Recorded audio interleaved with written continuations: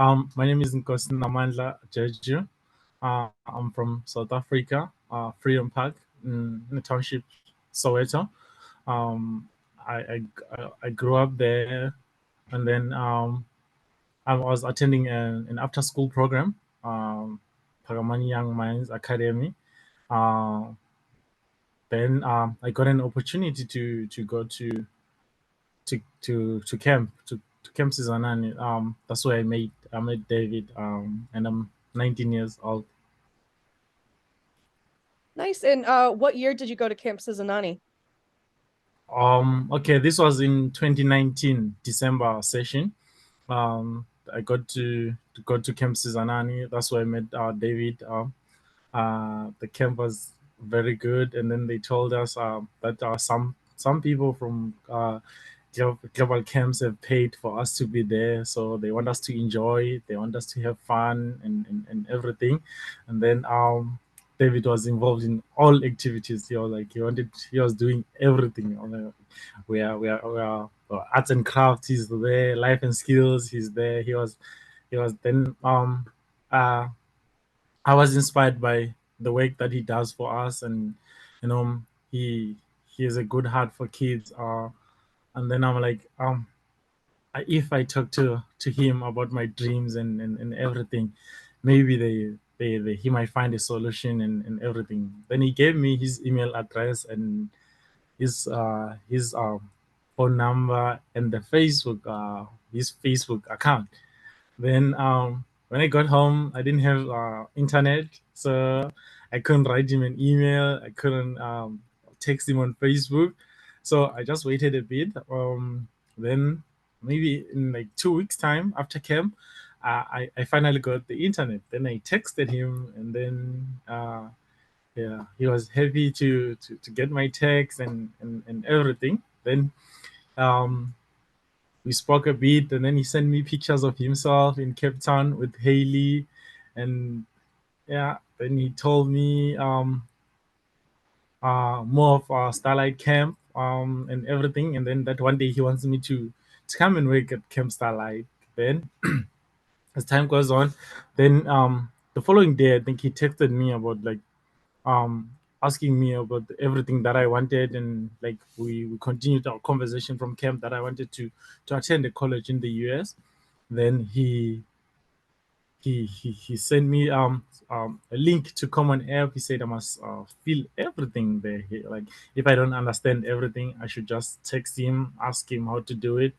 Then he guided me or almost on every step, but uh he was there. And then some of the colleges needed the application waiver and everything.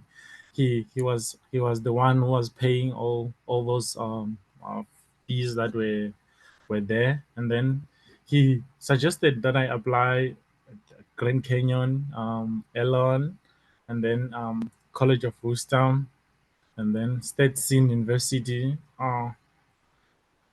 So all of those four, they accepted me. Then after that we started to bargain for more money, and we were asking for like scholarships and everything.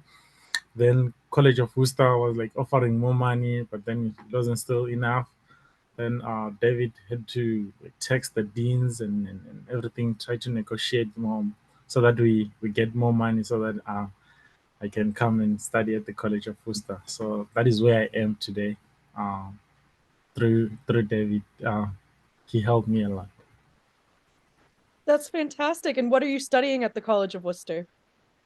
I'm studying business economics. Very nice. I was That's a my major. student myself. That's awesome. Oh, And okay. what would you like to do one day with your business economics degree? Okay. The business economics degree will enable me to go to a business school after I'm done here. I'm not go to business school or a law school. So, but the law that I want to do is not like the law for families and disputes. And I want to do like entrepreneur law, where I can represent companies and firms. Um, that is what I want to achieve at the end of the day. That's amazing. And I'm sure you're going to be fantastic at it. Yeah. Let's see what else. So you connected with David in 2019 through Camp Sizanani, and I know he worked Yeah. with you to get you to the US. When did you first get to go to Camp Starlight, and what was your experience like there? Like, what were you doing? How are you helping out? Just tell me about it. Okay. I I got my contract just around 3rd of May. 3rd of May thereabout. Then I started my visa process application. Then 2 weeks maybe I was done with my visa application and I got my visa. Then I first got to the US on the 10th. I left on the 9th of June.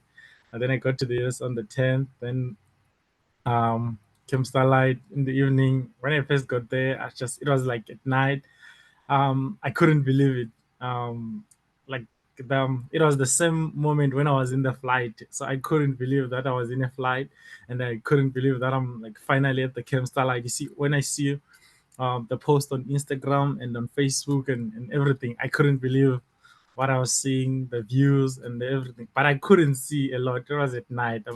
Then I woke up the following day around 5, 6. It was summer, so it was like there was like last light outside. It was like no longer dark. Then I went to the lake. I just viewed the lake had steam on it, and the view was so beautiful. So that was my first time at Camp Starlight, and then we waited for a week. Then some camp counselors came to camp, and then we started the our training as the staff Camp Starlight staff. Um, so I was there as a bank specialist. I was taking care of kids age of 8 and 9. I was in bank 7. Bank specialist basically helps almost everywhere on camp, but your main role is to take care of the kids that you're within them in the bank. So you take them to activities. You some of the kids do not want to do those activities. So, but they look up to you. So if you do the activity with them, and so most of the kids they don't like woodwork and arts and crafts when it's like knitting and so if I start knitting almost all of them, then I start showing them this is what I did, this is what I did, this is what I did. They also want to try it out. They also want you to help them do what you did. So that You know, is the what I cool was like. thing, the cool thing I want to add is that I've been to South Africa 4 times, and the average is 140 campers. And I can't tell you how many campers have come up to me and told me what their dreams are. And I made the same offer that I made to Nkosi in 2019. Here's my information, and you contact me. And so if you do 600 kids that I've probably seen go through that camp at this point, one ever reached out to me, and it was Nkosi, because he had a dream to study business administration here in the United States. And every single step that I recommended to him, and it was a lot of work. He filled out the Common App just like every American student. He wrote essay after essay. He had to go to his school and he had to get all of his transcripts and get letters of recommendation. And I wrote him a letter of recommendation, and he was accepted at 6 or 7 schools. And then we started that long process of trying to get an international scholarship. And the College of Worcester really works well with international students. They gave him a nice chunk of money, but they didn't give enough. And that was not going to be a no for Nkosi. That was never going to work for him. So on his own, he went to Coca-Cola South Africa and got an additional scholarship of over $10,000 a year for 4 years. So now he can attend the College of Worcester. He works at Camp Starlight during the summer and can make some money that way. He will begin a job on campus in January. And so he's really doing this on his own, thousands and thousands of miles away. And I have one other story to tell you. So when I met him and we started talking, I said, when I met him, he went by Jay. And I said, oh, okay, Jay. And I said, what's your real name? As he started the process of applying to colleges. And he said, well, it's Nkosi Malanda. And I said, well, what does that mean in English? He goes, well, Nkosi means king. I'm like, all right, that's it. You're going by Nkosi. And so actually at camp, Nkosi, what do they call you? They call me King and Nkosi. What of them like song? Yeah, mostly King. And Yeah. why don't you tell about you walking on the track team as a walk-on, Division III at the College of Worcester? Tell Mary the story. So for the past 4 weeks or so, I joined the track team 4 weeks back. I joined the track team, and it's been amazing. It's been fantastic. So uh, it's very competitive in the team, and everyone, like, they've seen how I perform, how I exercise, how I do my drills, how I run, and now everyone comes to me and be like, hey, not in a bad way but in a good way, King, let's battle it out, let's do this, so it's very competitive. We have a strong team. I believe they're saying currently, maybe we're still waiting for the other football guys because they're still in season. But so far on the team, I'm still the fastest. That's amazing. And I'm sure you already know, Nkosi, but to walk on to a team, like to not be recruited, not to deal with all like the paperwork ahead of time, to just walk on with your sheer talent, that is incredible. That's like almost unheard of. So congratulations. That's amazing. Yeah, and so on the College of Worcester roster, it lists King Jeju from Johannesburg, South Africa, or Soweto, South Africa, on the team. They did a fantastic photo shoot that you have to use a couple of those pictures in this interview. And then he just met the head coach, who hasn't been around during the fall training because season begins in January. And there's one guy who's kind of like the big shot on the team, and Nkosi told me the other day that he smoked him in a race. Yeah, I did.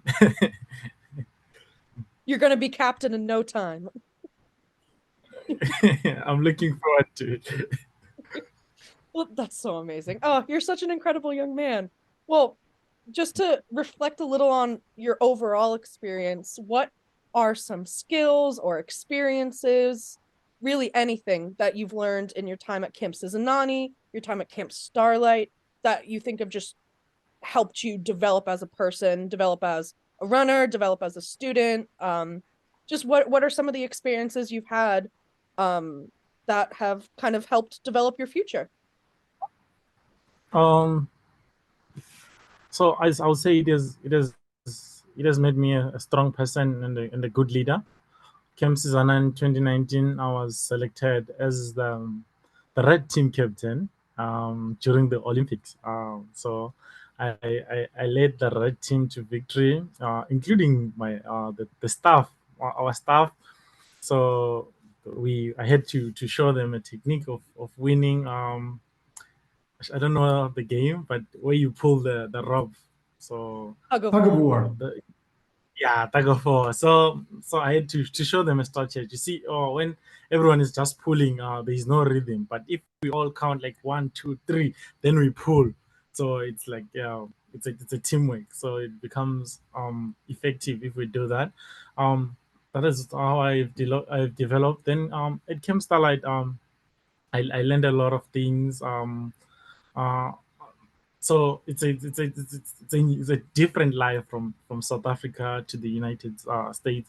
So I had to learn a lot of things. What you can how you can how you communicate with people. So it's different how we communicate, and how in the US you have to communicate with people. How you carry yourself around people. It's very, so I've learned that. And uh, I also learned how to manage my time very effective, because at Camp Starlight you cannot leave the kids without anyone, like the small kids. You have to be there. So you have to, like, put the kids first. Then whatever you're doing, you have to do it on your time, or when the kids are asleep, then you do it within the bank. And so it's like good time management. Okay, in the morning I wake up, I go for a run. There's someone in the bank. Then I come back. I take the kids to breakfast, and then during this time, there's someone I can go take a shower and everything. So it's planning and good time management that is needed there. And um, I also like I don't know fun activities that came along with Camp Starlight. Social life. Now I went to watch a game of baseball. I did some roller skating and yeah, I I really enjoyed. That's awesome. Yeah, it sounds like you got strong leadership skills, teamwork skills, time management, and just learning how to have fun, do new things. That's amazing. Uh, and and and a boost of self confidence. Sometimes you know when you're there, you have to get out of your comfort zone, act, jump, enjoy, and you know. So I got it. I had an experience to get out of my comfort zone, act. I had to say a poem in front of people, and I had to be a wrestler and fight. And I can tell, I know David mentioned at the beginning of this you might be a little shy, but you're so confident and you've got such a nice smile. I can tell that, over the years you've cultivated a good sense of self-esteem. It's lovely to see. You know, one of the things that we never know, and Nkosi didn't know this, nor did I, was how is his education going to translate to a competitive, United States institution like the College of Worcester? He had good grades there, but was he going to be able to do the work? And he's finishing his first semester, and he's got 3 grades that are in the 90s and one in the 80s, and he's learned that if he takes an exam or hands in a paper and it's not to the level of what he wanted, he goes and he meets with his professors, and he's really learning how to be a very successful American college student, so that he can take all these amazing skills back to South Africa one day. Yeah, well, David, if you don't mind, tell me a little more about, I guess, how you've witnessed Nkosi grow. You've known him for 4 years now. You saw him go from camper to camp counselor. Can you tell me a little bit about, just as a third party perspective, how you've seen him change and evolve? There was something about him at 16 years old where he was very eloquent and very well spoken, and a smile that lights up the room. And he had a confidence about him when I met him. Helped other kids that were sort of struggling the week that he spent at Camp Sizanani, but then wanted to learn for himself and take away skills. And just like I said earlier, hundreds of kids come up to me all the time and say, I want to do this and I want to do that. And Nkosi, literally, like he said, as soon as he got internet, when he got home, he reached out. And it was a very long process. COVID came in between this as well. And everything was delayed by a year. And as we came with bumps along the road with finances or whatever it is, we just kept in touch with the College of Worcester, and any challenge that he saw, he just didn't get down. He knew that this dream was attainable, that he had the support system here with me, to keep his eye on what he really wanted to do. He showed up at Camp Starlight, and the kids just adored him right from the beginning. He worked hard. It's hard work. The hours are long, and the kids just really loved having him as a counselor, not only in his own bunk, but the whole division, and all the boys camp. And then he had this big thing waiting for at the end in mid-August, and he had to leave camp 5 days early, to go to the middle of Ohio, and not knowing anybody, did not know one soul there. And he's just taken every challenge and in stride. There was nothing was going to stop Nkosi from achieving his dream. And his first track meet is January 13th, and it's going to be pretty cool. Good luck at your track meet. From what I've heard, you're going to do amazing. You're going to smoke all of them. I will definitely. Well, I've just got one last question for you, Nkosi, and then I'll let you go. Of that, of course, if David has anything else to add, that's totally fine as well. Where do you see yourself in the next few years? Do you want to keep going back to Starlight, keep engaging in those activities? And then ideally, I know you mentioned you want to go into entrepreneurial law. Where do you see yourself in, the next 5, 6 years? Where do you want to be and what do you want to do? Uh, uh, Camp Starlight, I'll keep on going almost like for like 5 summers. I'll be going to Camp Starlight. I see myself as a division leader one day, and I'll also want to go back one day South Africa, Camp Sizanani, and help also there and volunteer as a counselor there, and maybe I can change someone else's life like David did to me, and um, then with school wise and business wise, I see myself. Um, I, I'm not gonna give up on the dream. It's not gonna be easy, but I have to keep on going, keep on trying, uh, and see what the future holds. But I'm definitely gonna be one of the great, I believe. I Yes, believe it too. Nkosi has become part of our family. Allison and I run the camp together with my daughter Haley and my son-in-law Robbie, and they're like a big brother and a big sister to Nkosi. And Allison and I treat him like a son here because he's so far away from home. And he may be here for 4 years straight before he goes back. We're not sure yet, but he's got his South African family, he's got his Camp Starlight family, right, Nkosi? Yes. That's awesome. I'm so glad you were able to find a sense of community here, and not just that, but an opportunity for professional and personal development. It sounds like your time at Camp Sizanani, your connection with the Millers, it sounds like it's really changed your life for the better. Yes, it has changed my life for the better. That's amazing. That's lovely. Well, David, do you have anything else you want to add or contribute? No, I think Nkosi spoke very well, and you can see what an incredible young man he is. And all of us at Camp Sizanani and Global Camps Africa are just going to marvel at everything that he accomplishes, and we all look forward to who's going to be the next Nkosi who wants to come over from South Africa and change the world. Yeah, you've got big shoes to fill, Nkosi. Yes, I have. And do you have anything else you want to say? Anything I didn't ask you that you'd like to talk about before I let you go? Just want to say thank you to David. Uh, I can't put it in words. I can't. But thank you so much, David, for everything. Thank you for guiding me. Thank you for helping me. Um, Thank you for believing in me. Like you're saying, there are a lot of people that reached out to you, and probably there are more people that are gonna reach out to you and everything. Never get tired of helping.